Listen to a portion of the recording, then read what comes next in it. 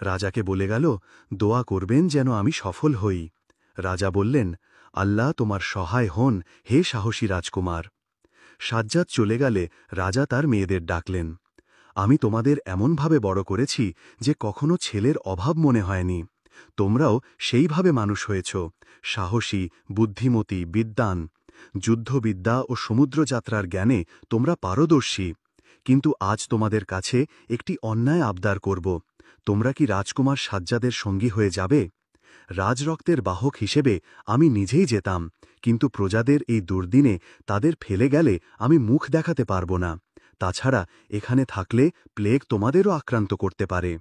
রাজকন্যা সিদ্দিকাও যারা বাবার দিকে তাকাল। সিদ্দিকা বলল, বাবা, আমরাও তোমার কাছে এই আর্জি নিয়েই এসেছিলাম, কিন্তু তুমি প্রজাদের কথা ভেবে আগেই অনুমতি দিয়ে দিয়েছ। তোমাকে রাজা ও বাবা হিসেবে পেয়ে আমরা সত্যিই গর্বিত। রাজকন্যা যারা ও সিদ্দিকা তাদের ব্যাগ গুছিয়ে বাবা মায়ের কাছে দোয়া চেয়ে রওনা দিল সাজ্জাদের জাহাজের দিকে। সাজ্জাদ জাহাজে রওনা দেওয়ার প্রস্তুতি নিচ্ছিল। ঘাট থেকে রাজকন্যারা চিৎকার করে বলল, জাহাজে কি আর দুজনের জায়গা হবে? সাজ্জাদ হেসে বলল, শুধু সাহসীদের জন্যই জায়গা আছে এই জাহাজে। যারা উত্তর দিল, সে তো যাত্রার পর বোঝা যাবে কার সাহস কতখানি। কথার মাঝেই একটি পরিচিত কণ্ঠ শোনা গেল, আমি তোমাদের সঙ্গে যেতে চাই। সিদ্দিকা তাকিয়ে দেখল রহমান দাঁড়িয়ে আছে। যারা জিজ্ঞেস করল, তুমি কি জানো আমরা কোথায় যাচ্ছি? আমরা প্লেগের ওষুধ খুঁজতে অজানার উদ্দেশ্যে রওনা হচ্ছি। এই যাত্রায় রাজ রক্ত ছাড়া কাউকে নিলে তার বিপদ হতে পারে। রহমান গম্ভীরভাবে বলল, আমি আমার বাবা মাকে খুব ভালোবাসি।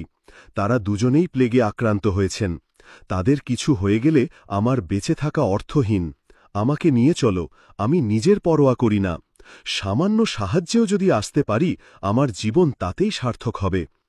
রহমানকে দেখে সিদ্দিকার কেন জানি সাহস আরও দৃঢ় হল, কিন্তু স্বাভাবিকভাবে বলল, এ তো সেই মাছের সঙ্গে কথা বলা ছেলে। যেতে চাইছ যখন, চলো তবে। তিনজন সাজ্জাদের জাহাজে উঠে পড়ল।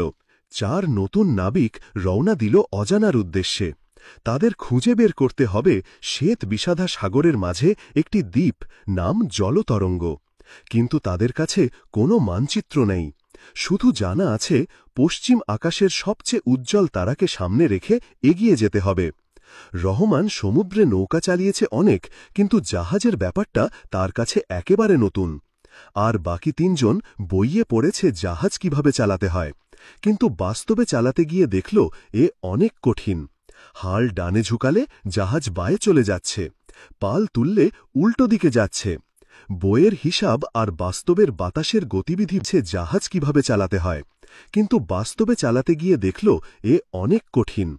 হাল ডানে ঝুকালে জাহাজ বায়ে চলে যাচ্ছে, পাল তুললে উল্টো দিকে যাচ্ছে। বইয়ের হিসাব আর বাস্তবের বাতাসের গতিবিধি বোঝার মধ্যে আকাশ পাতাল পার্থক্য। তবু সমুদ্রে প্রতিটি দিন তারা নতুন কিছু শিখছিল, দক্ষ হয়ে উঠছিল। কিন্তু এর মধ্যে একদিন এলো প্রবল ঝড়, প্রচণ্ড তাণ্ডব, যেন ইসরাফিল আলাইহিস সালাম তার শিঙায় ফু দিচ্ছেন।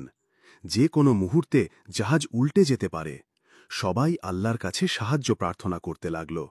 তখন ঘটল এক অদ্ভুত ঘটনা। রহমান জাহাজের মাঝখানে দাঁড়িয়ে কাকে যেন ডাকল। কিছুক্ষণ পর সবাই বিস্ময়ে দেখল প্রচণ্ড ঝড়ের মধ্যেও জাহাজ একটুও দুলছে না।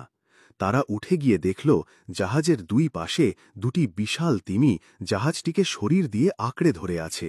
সাজ্জাদ রহমানকে জড়িয়ে ধরে বলল, তুমি কি ভাই, আল্লাহর রহমতে তুমি সঙ্গে না থাকলে আমাদের যাত্রা এখানেই শেষ হয়ে যেত। রহমান সিদ্দিকার দিকে তাকিয়ে বলল, তোমাকে ধন্যবাদ আমাকে এই যাত্রায় আসতে দেওয়ার জন্য।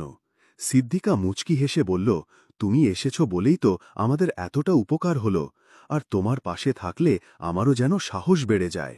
যারা বলল, আল্লাহ সবার ভাগ্য ও কর্ম নির্ধারণ করে রেখেছেন, শুধু চেষ্টা করলেই তিনি পথ দেখান। ইনশাআল্লাহ এভাবেই আমাদের চেষ্টাকে তিনি সফল করবেন। ঝড় থেমে গেল।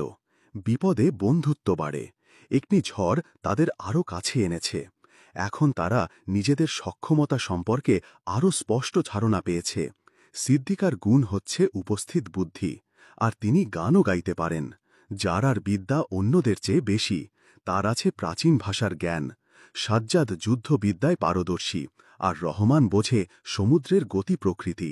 চলতে চলতে তারা অবশেষে একটি দ্বীপের দেখা পেল।